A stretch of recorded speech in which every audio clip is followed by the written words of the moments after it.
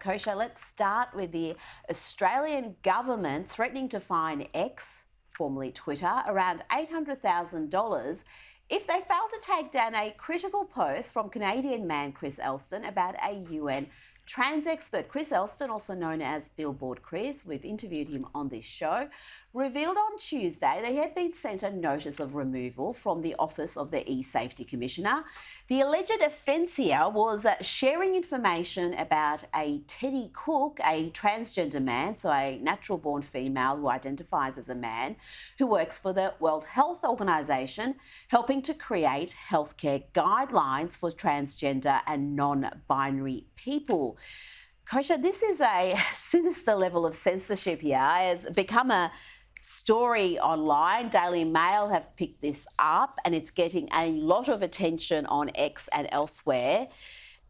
And what level of censorship do we have in this country where information, even critical information, can't be shared on a public platform about someone who's in a position of influence?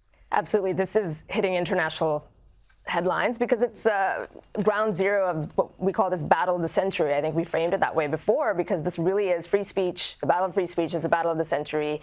This comes under the auspices of the Online Safety Act that was passed in 2021, which granted expanded powers for the government of Australia to police speech online. I believe 2021 means it was passed under the Morrison government, and I mentioned that just to show that the attack on free speech is actually coming from both sides. Absolutely. It starts always on the guise of child pornography, sex trafficking, things that we can all agree with. That's the basis of the law, and then it's a slippery slope quickly to other issues like this one that's very contentious. It also doesn't make sense because digital platforms are inherently borderless, and then you have the situation where under Australian law there might be a fine slapped on to police content. In US law, there's Section 230, leaving aside that it's not being enforced, which says those platforms cannot police speech if they want to enjoy their immunity liability. So how is that going to work when different countries' frameworks collide with each other? The whole thing is a mess, but day by day, I think free speech is under erosion and we've got to defend it. Now to a story that I think we're going to be hearing about for many weeks to come. Bombshell AFL allegations brought forward by former Melbourne Football Club doctor turned whistleblower who has admitted to conducting off-the-books illicit drug tests to help players evade detection on match days. If they test positive on match days, it is out of the AFL's hands, Kosha. WADA step in, the World Anti-Doping Authority, and there are real consequences, including bans for up to 2 years. The doctor alleges here that these tests were authorised by the AFL. And today, footy greats have been speaking out, saying they have been absolutely appalled by these revelations, published by the Herald Sun's Mick Warner. Let's hear from Mick Malthouse earlier today. This is almost on the same level as the Essendon saga. In fact, it might even go beyond that because this is suggesting that AFL officials are involved in this. Now, it is just so damning, and so it's going to place every player, every club official, and in particular club doctors now under scrutiny. The ramifications from this are going to be very broad. To hear these allegations, it makes it. I can't describe how angry I am.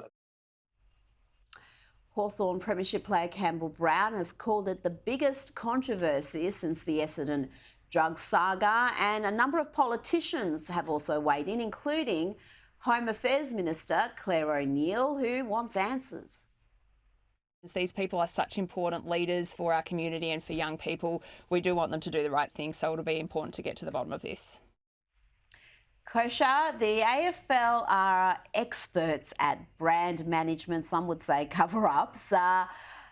Will they be able to bury this one? This looks big. It does look big, and just the fact everybody's weighing in from the political sphere to other icons of the sport. I don't know. It's hard to see how they bury this. I think some sort of investigation is going to have to happen. We'll see. I don't know what shape that would take. The credibility of the whistleblower, I'm sure, is going to really be stress tested as they do that. But in the end, if true, the scale of it seems so big that things are going to fall out of the cracks, and I think it'll be very hard for them to cover it up. What they need is a couple of players perhaps retired players to come forward and say if they experience this. Now let's go to Alice Springs, where the crime crisis is only getting worse. Leo Mendez reports in The Australian a violent riot through the streets of Alice Springs on Tuesday escalated calls for a total federal government takeover of the town.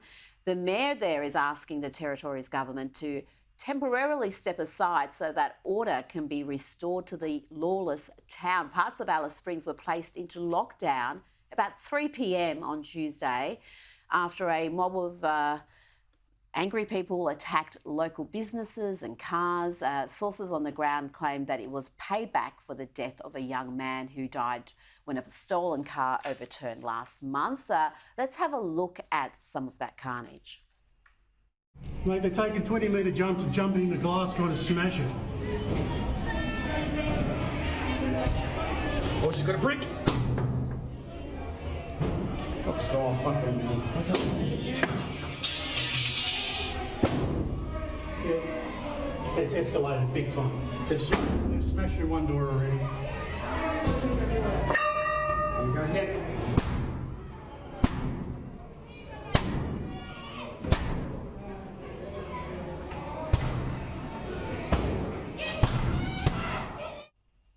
It's just shocking scenes, and we've got videos we can't show you of some really sickening violence too that's taken place. What do we do about this? Is the suggestion that the federal government take over and try to restore order? Is that at least a short-term answer? I think it would work because you're bringing the firepower of a more powerful law enforcement agency to do that. It would anger and a lot of people. I think there would be politicization that comes about with that. That when are the feds interfering with the states? And I get the sense that for all of these things, there's this racial political undertone that has tied the hands of law enforcement, whether it's this issue, whether it's BLM back in the US, everything else, that there seems to be a little bit of a hesitation or difficulty in really applying the force that's necessary to curtail crime in these areas. And I think there's some other political undercurrent maybe that's also at play in here for why we're not doing anything about it, because it shouldn't technically be that difficult to rein in crime in these cities, if we really wanted to. Well, we spent so long last year, so much money, so much attention on a referendum, but really consequential changes that can change people's lives today, that's just not happening. The focus isn't on that. And I wonder how many people in Melbourne, Sydney, Brisbane have any clue